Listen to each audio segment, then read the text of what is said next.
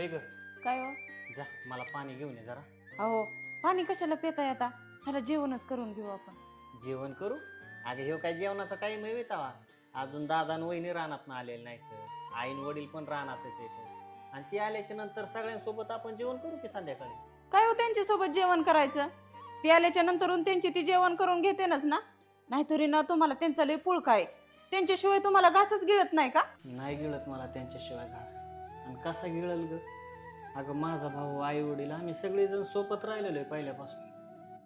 अगं माझी आई संध्याकाळची उशिरा जरी घरी आली ना तरी चुलीवरती भाकरी करायची आणि गरम भाकर असायची.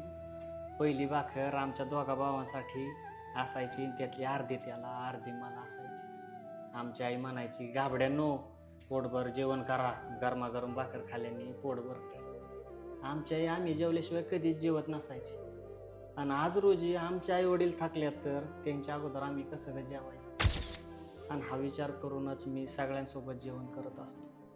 अगं सगळ्यांसोबत जर हसून खेळून जर जेवण केलं ना तर 4 घास जास्त जातात आणि त्यामुळं मन पण भरतं आणि पोट पण भरतं. खरं आहे हो तुमचं. माझं चुकलंच. मला आज कळालं तुम्ही जेवणापेक्षा ना माणसांना जास्त महत्त्व देता.